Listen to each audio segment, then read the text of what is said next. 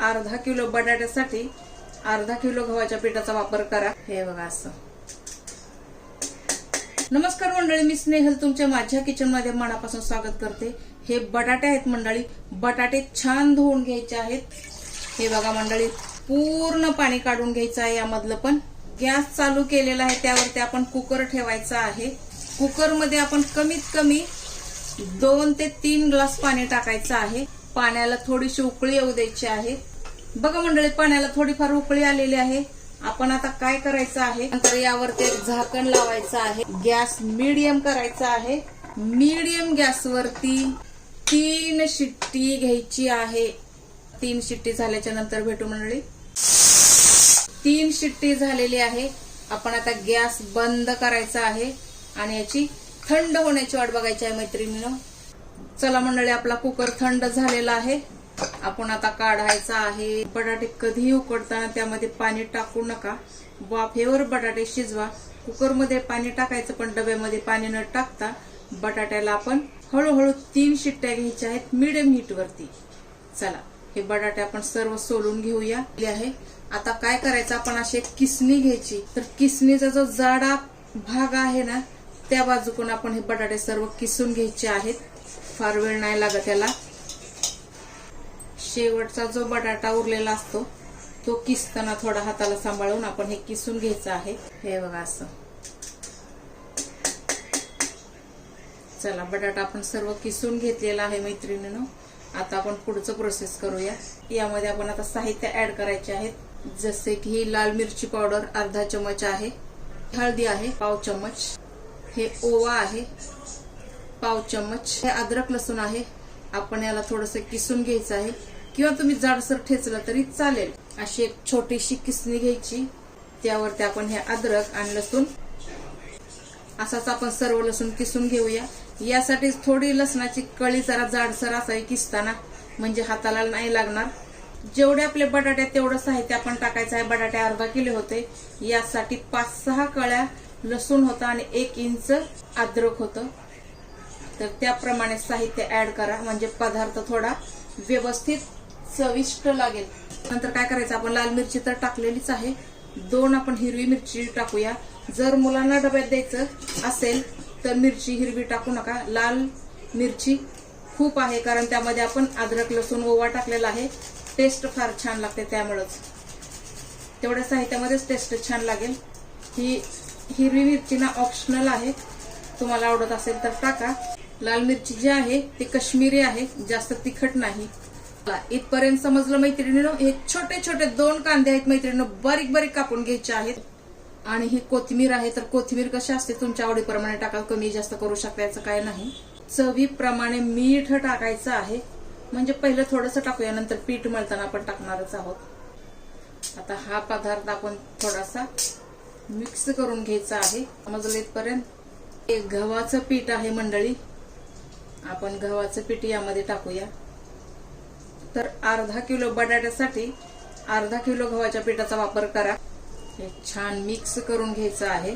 चवीप्रमाणे यामध्ये मीठ टाकायचं आहे। पहिलं पण आपण थोडं मीठ टाकून छान मिक्स केल्याच्या नंतर यामध्ये आपण काय करायचं आहे, थोडं थोडं पाणी टाकून घट्ट पीठ मळायचं आहे मंडळी, जास्त पातळ नाही, घट्ट पीठ मळूया आपण।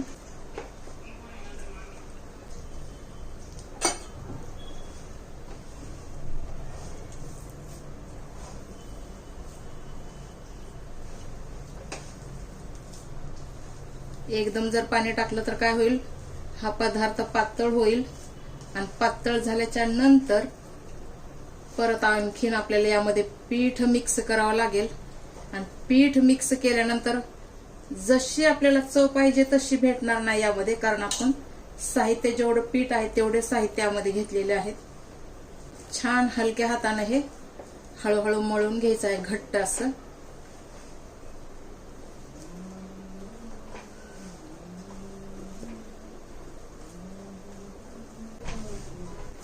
चला मैत्रिणी, हे पीठ मी छान दोन्ही हाताने मस्तपैकी मळून घेतलेलं आहे।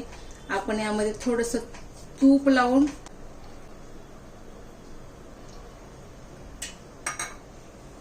आपण थोडंसं तूप लावूया आणि 10 मिनिटासाठी रेस्टला ठेवून.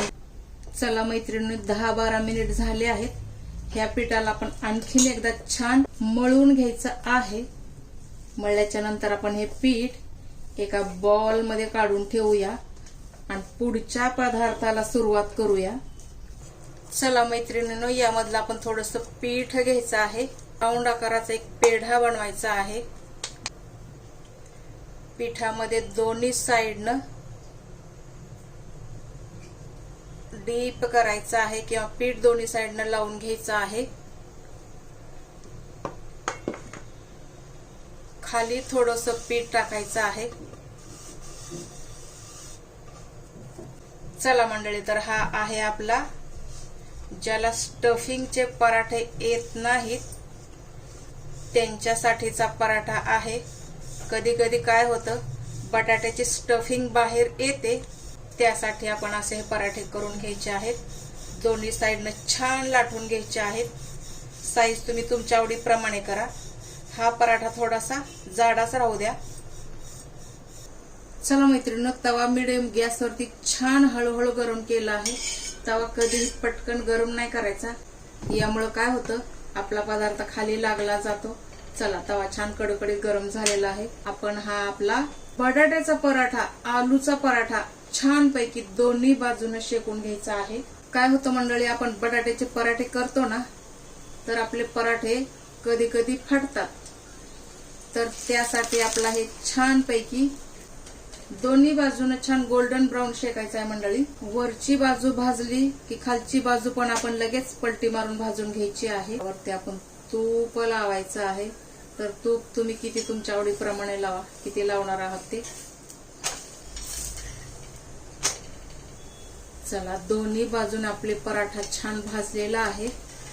आपण आता हा पराठा काढून घेऊया मंडळी. दुसरा एक पराठा लाटून घेऊया. थोडासा पराठा आपण थोडासा मोठा करूया, साईज थोडीशी मोठी करूया. पीठ कधीच पातळ करू नका मंडळी. यामध्ये कांदा टाकल्यामुळे काय होतं मंडळी, जे साईडला असतं ना, राऊंड शेप थोडासा होत नाही. चला, आपण आता पराठे भाजून घ्यायचे आहेत आणि सर्व पराठे आपण असेच बनवून घेऊया. साईज आपल्या आवडीप्रमाणे लहान मोठे जसे आपल्याला आवडतील तसे. दुसरा जरा मोठा केलेला पराठा यावरती टाकून घ्यायचा आहे. थोडे थोडे बबल्स आले की आपण पलटी करायचा आहे मंडळी. चॅनलवरती नवीन असाल तर चॅनलला सबस्क्राईब करा मंडळी. तसेच बेल आयकॉन क्लिक करा. तर आपण हे सर्व झाल्याच्या नंतर भेटणार आहोत. हे बघा मंडळी, आपले सर्व बटाट्याचे पराठे बनवून झालेले आहेत. कसा वाटला व्हिडिओ सांगायला अजिबात विसरू नका. तुम्ही हे दह्याबरोबर खाऊ शकता, सॉस बरोबर पण खाऊ शकता, आणि समजा हे दोन्ही नसेल तर लोणच्या बरोबर पण तुम्ही हा पदार्थ एन्जॉय करू शकता, किंवा मग चहा बरोबर पण तुम्ही खाऊ शकता. कसा वाटला व्हिडिओ सांगायला अजिबात विसरू नका. व्हिडिओ आवडला असेल तर नक्कीच लाईक करा, शेअर करा, सबस्क्राईब करा. भेटूया आपण पुढच्या रेसिपीसह. तोपर्यंत स्वस्त रहा, मस्त राहा, सर्वात महत्वाचं हेल्दी रहा मंडळी.